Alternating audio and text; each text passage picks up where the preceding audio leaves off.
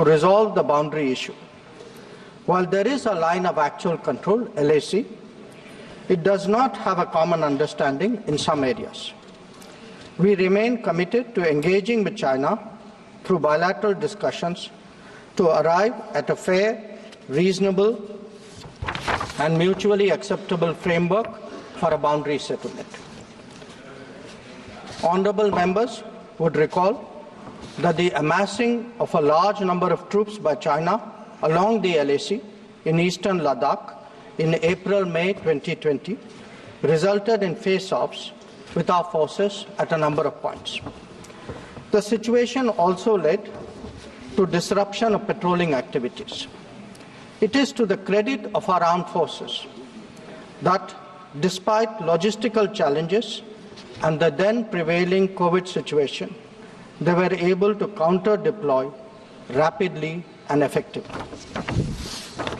Honourable Speaker, sir, the House is well aware of the circumstances leading to the violent clashes in Galwan Valley in June 2020. In the months thereafter, we were addressing a situation that had not only seen fatalities for the first time in 45 years, but also a turn of events serious enough for heavy weaponry to be deployed in close proximity to the LAC. While a determined counter-deployment of adequate capability was the government's immediate response, there was also the imperative of a diplomatic effort to diffuse these heightened tensions and restore peace and tranquility. Honourable Speaker, sir, the contemporary phase of our ties with China dates back to 1988, when there was a clear understanding that the Sino-Indian boundary question will be settled through peaceful and friendly consultations. In 1991, the two sides agreed to maintain peace and tranquility in the areas along the LAC, pending a final settlement of the boundary question. Thereafter, in 1993, an agreement was reached on the maintenance of peace and tranquility. Subsequently, in 1996, India and China agreed on confidence-building measures in the military field. In 2003, we finalized a declaration of principles of our relations and comprehensive cooperation, which included the appointment of special representatives.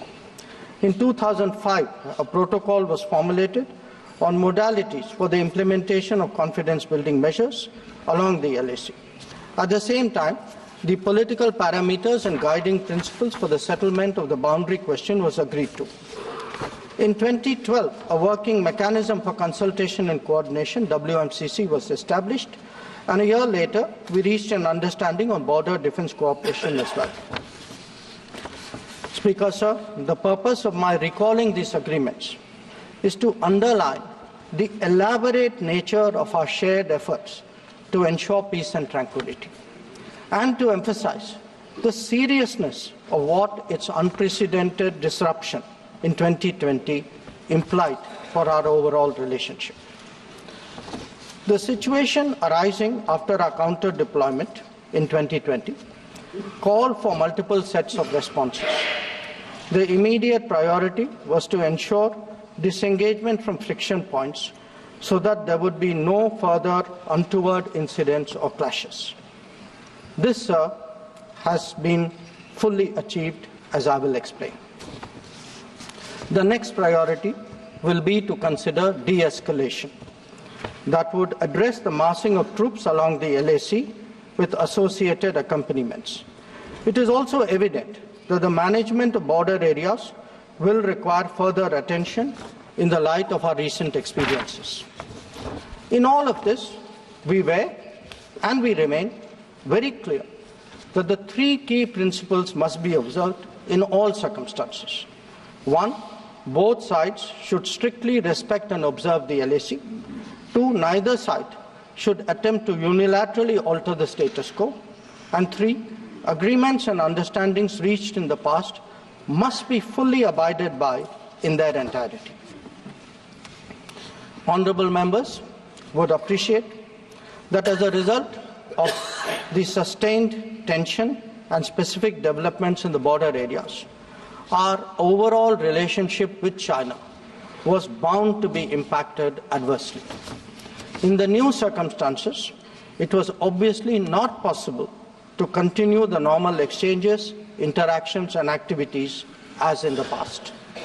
In this regard, we made clear that the development of our ties were contingent on the principles of mutual sensitivity, mutual respect and mutual interest. Throughout this period, honourable members would also be aware that government has maintained that India-China relations cannot be normal in the absence of peace and tranquility in the border areas.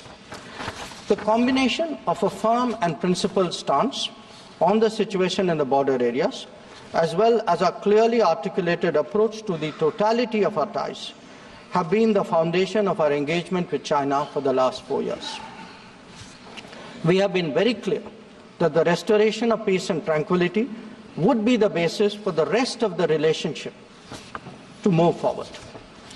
Since 2020, our engagement was therefore focused on these objectives. This took place at various levels involving different arms of the government. I myself have had meetings with my Chinese counterpart, as indeed has my senior colleague, Raksha Mantriji. Our NSA has also engaged his Chinese counterpart, both being special representatives on the boundary question. More detailed discussions were conducted by the Working Mechanism for Cooperation and Coordination, WMCC, at the diplomatic level. Its military counterpart was the Senior Highest Military Commanders Meeting, SHMC mechanism. The interactions were naturally very tightly coordinated with a combined presence in the negotiations of both diplomatic and military officials. Since June 2020, 17 meetings of the WMCC and 21 rounds of SHMC have taken place. So, in this background, I would like, sir, to inform the House today about the agreement reached on 21 October 2024 regarding Tepsang and Demchok. The twin considerations of an unstable local situation and an impacted bilateral relationship were clearly the drivers for these recent endeavours. These two areas have been the focus of our discussions in both WMCC and SHMC with the Chinese side since September 2022, when the last disengagement agreement was concluded at Hot Springs area. In the lead-up to the October 21 agreement, I had discussed both the specific disengagement issue as well as the larger relationship with my Chinese counterpart in Astana on 4 July and Vientiane on 25 July. Our national security advisors, ours and the Chinese, met in St. Petersburg on 12 September, and the problem in these two areas pertained primarily to obstructions of our long-standing patrolling activity. In Demchok, there was also the question of access by our nomadic population to traditional grazing grounds, as well to sites of significance to the local people. As a result of this recent understanding, arrived at, after intensive negotiations, resumption of patrolling to the traditional areas is underway. It was initially tested by sending out patrols for verification of disengagement on the ground and is being followed up by regular activities as per the agreed understanding. Following the October 21 understanding, Prime Minister and President Xi Jinping had a meeting on the sidelines of the BRICS summit in Kazan on October 23. They welcomed the understanding and directed the foreign ministers to meet and stabilize and rebuild the relationship. The special representatives are also to oversee the management of peace and tranquility, besides exploring a fair, reasonable and mutually acceptable solution to the boundary question. In pursuance of that, I recently held discussions with Foreign Minister Wang Yi again on the sidelines of the G20 summit in Rio de Janeiro on November 18th. Raksha Mantriji has also met the Chinese Defence Minister Dong Jun at the ASEAN Defence Minister ADMM Plus meeting in Vientiane on November 20.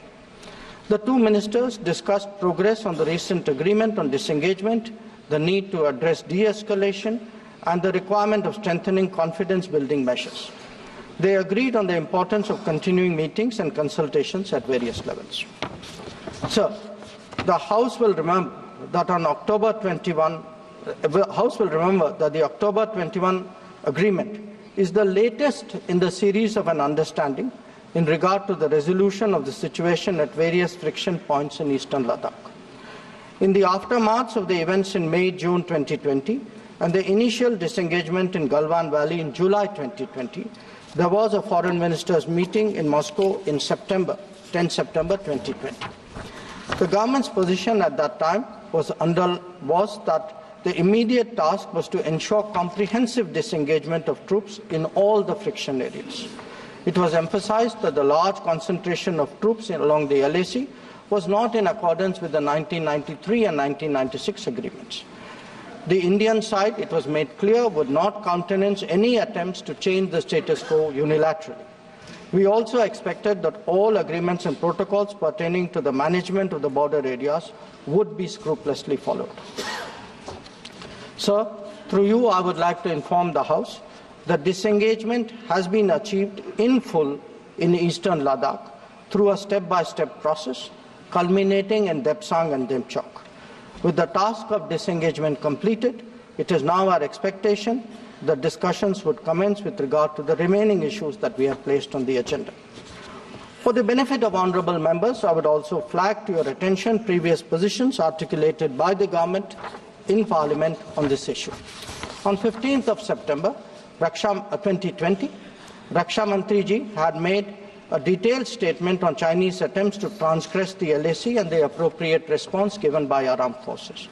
On the 11th of February 2021, Raksha Mantri had again briefed the House about our disengagement agreement in the north and south banks of the Pangong Lake. Thereafter, in August of 2021, a third phase of disengagement took place in the area of Gogra, whereby troops would henceforth be in their respective bases.